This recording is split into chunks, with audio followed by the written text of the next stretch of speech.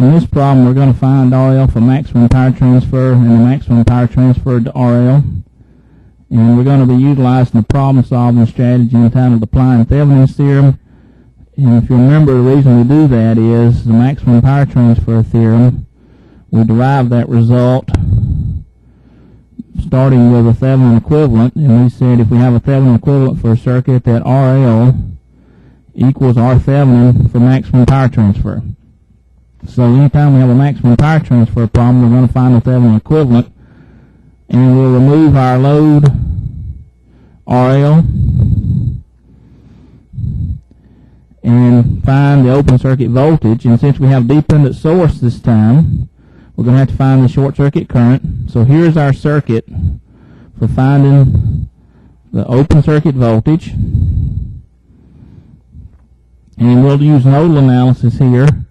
We pick this as a reference node. We really only have one unknown node voltage, and that's the voltage VOC, and we can apply Kirchhoff's current law at that node to get our one equation. We have a node here, but it's a voltage source. We have a node here, but it's a voltage source. So applying KCL, we have VOC minus 12 over 4K plus, this first term's the current here. The current here is VOC plus VX prime over 2 over 4K. Then the current leaving that node through here is VOC over 6K, and that's equal to 0. Now let's collect terms. We'll have VOC times 1 over 4K plus 1 over 4K plus 1 over 6K. Then we'll have 1 over 4K times Vx prime over 2. And that's equal to, this term becomes 3 milliamps. So if we have 12 divided by 4K is 3 milliamps. We move it over to this side. It becomes 3 milliamps. Now we've got two unknowns. If we apply KVL to this loop, we'll get that Vx prime is equal to 12 minus VOC. Now let's make that substitution. So we have VOC is 1 over 4K plus 1 over 4K plus 1 over 6K. This becomes 1 over 8K times 12 minus VOC equal to 3 milliamps. Okay, so we substituted for Vx prime, and now we have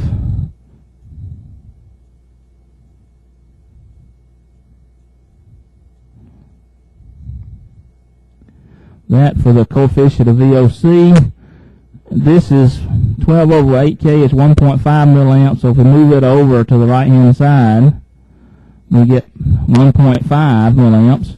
So then VOC is 36 over 13 volts. So that's our calculation. Now, because we have a dependent source, we need to calculate the short circuit current. So here's our circuit for calculating the short circuit current.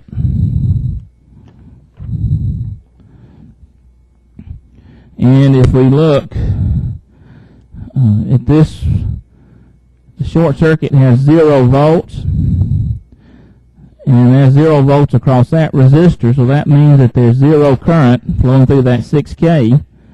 And if we apply KVL around the outside loop, we're going to get Vx double prime equal to 12, which tells us that this current is 3 milliamps. And then that tells us that since Vx is equal to 12, that's 6 volts. So there's 6 volts across this resistor, and 1.5 milliamps here.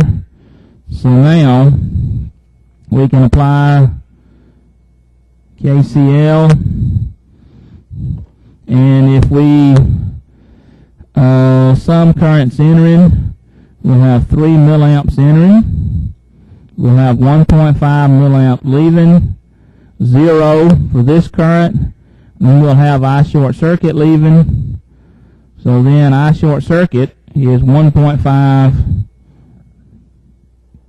milliamps. So now R Thevenin, VOC over I short circuit, 36 over 13 over 1.5 milliamps gives us 24 over 13 kiloohms. So now we're ready to draw our Thevenin equivalent circuit.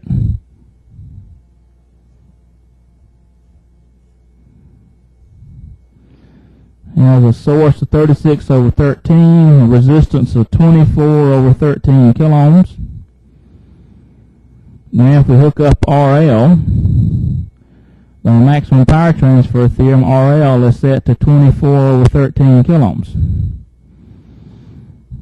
Now we need to calculate the power, and since we have two resistors in series, we have voltage division, and since they're equal resistances, the voltage divides evenly, so there's 18 over 13 volts, so the power then is 18 over 13 squared over 24 over 13 kiloohms, and that's 27 over 26 milliwatts, which is 1.0385 milliwatts.